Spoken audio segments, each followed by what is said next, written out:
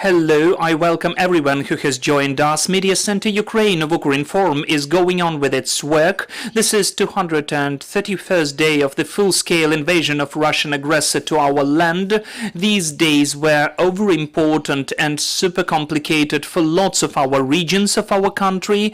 And now we'll be speaking about the situation in Odesa region. We are in touch with Serhii Bratchuk, head of the Public Council under the Odesa Regional State Administration, spokesman of the head of Regional Military Administration. Serhii, hello.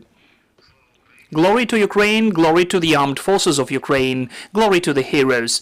Serhii, what is the current situation in Odesa during these days? What is taking place there? Well, of course, this situation is as tense as all over the country. The attempts of the enemy to attack us from the aircrafts of the strategic aviation with drones kamikaze. When we spoke about the air defense, which destroyed 4 drones kamikaze and several cruise missiles. And since the beginning of the day, we already had 4 air raid alerts. In the morning, it was rather long, and it is connected because the enemy's drones were being destroyed on the territory of neighboring region, Mykolaiv region.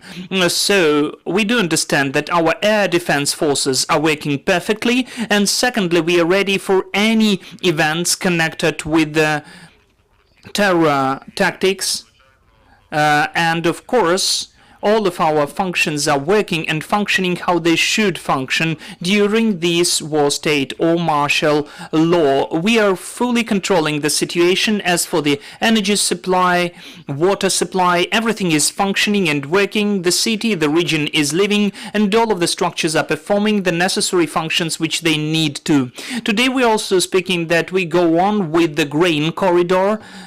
As of this morning, we can tell that yesterday 7 ships left all the 3 ports of Odesa, Pivdenny, Chornomorsk, and Odesa, in fact.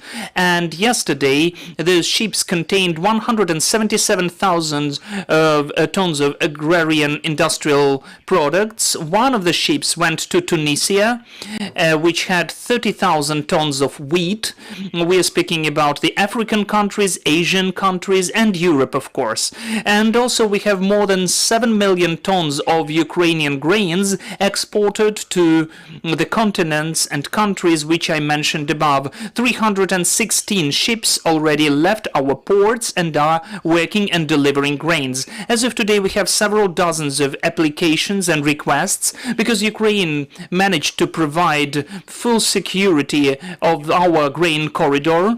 We stick to the guarantees and deals from Turkey and the United Nations, and Turkey and United Nations. And of course we can speak about the security component in the sea. As of now, the Black Sea Fleet has decreased. There are up to 7 enemy's caters and ships. 2 of them are missile carriers, and they have up to 16 missiles of operational tactical level of caliber type. We understand that the enemy, which is using these ships and caliber missiles to shell the territory of Ukraine, those ships came back to refill their ammunition. But the defense forces are performing all of their functions and achieving their goals. And also we can speak about the recovery of the objects affected by the shellings. We are speaking about the residential complex of Tiras in Odesa. We almost finalize all of the repairment and maintenance works, and those works will be fully done till the beginning of the heating season. This complex will be fully functioning. The same concerns the multi-storied building in Serhiivka, where we also have some of the works done. We are rather doing that quickly. Everything is done according to the schedule. This issue will be solved. This is how we are working. But there is one more point about the communal component.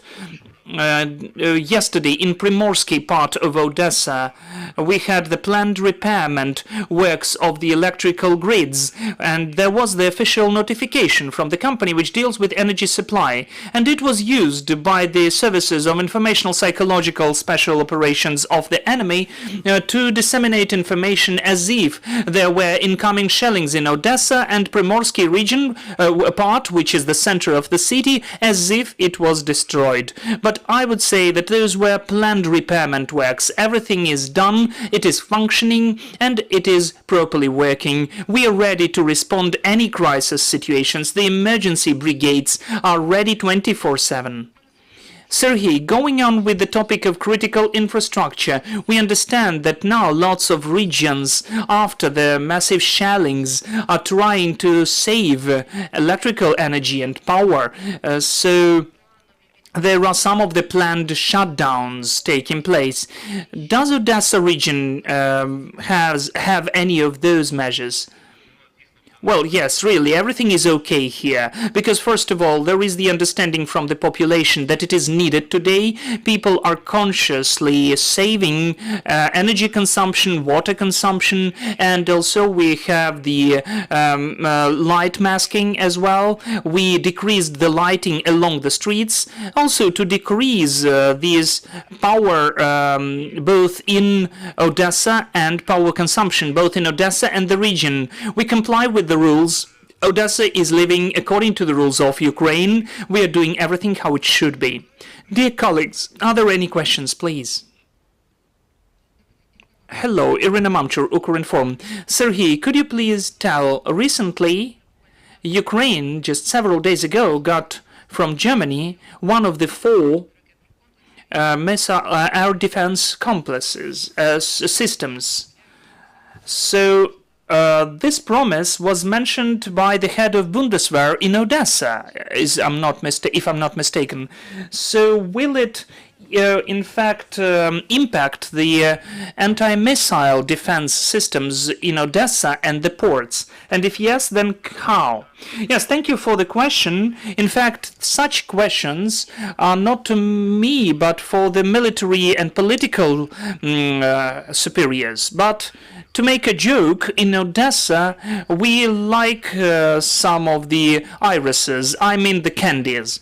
Well, of course, as of your question, several months ago, we said that to close the sky over Ukraine, we need those systems. We were speaking about those German air defense missile systems, or surface-to-air missile systems. Those were dreams then, but now we can see that those dreams are coming true.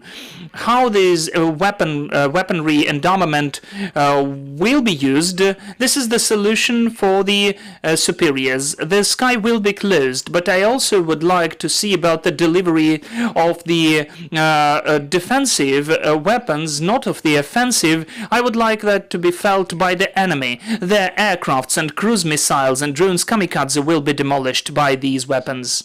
Any other questions? Yes, please. Could you please tell, the State Border Service warned about possible problems because of the shellings in the checkpoints in the borders with the EU countries and Moldova. Could you please tell,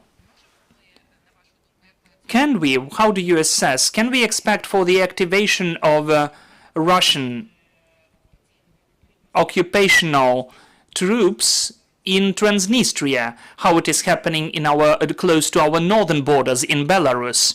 Yes, thank you for the question. In fact, as of the so-called Transnistria, in fact, the temporarily occupied territory of the Republic of Moldova, we can say that there are some of the dreams of the Russian commandment to use those troops. So, of course, since February, we adopted the special regime to defend this part of the state border. The defense forces are accomplishing all of their tasks. Of course, we are following closely this situation, and we will respond and act when we see any provocations. But any of the scenarios, as if someone is attacking, we can hear about that once in 2 weeks or once a month at least, as well as the attacks on Odesa. Such scenarios appear all the time.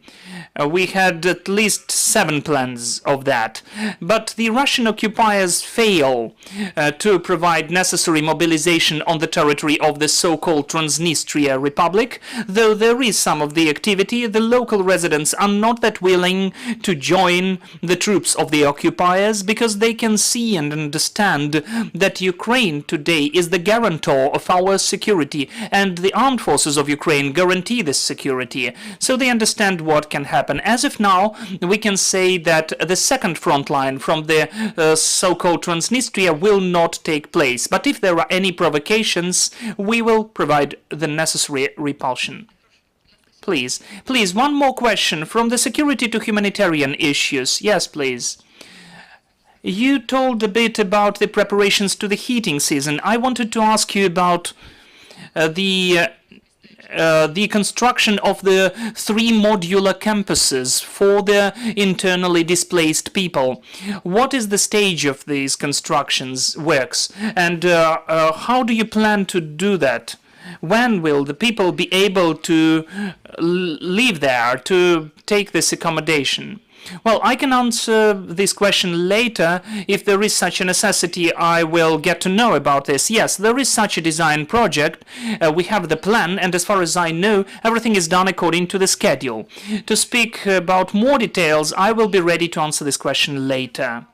I thank you, Serhii. I thank you that you've joined us. I'm reminding you, we had Serhii Bratchuk, the spokesperson of the Regional Military Administration of Odesa region. Dear friends, we believe in our victory, we believe in our armed forces, and we're going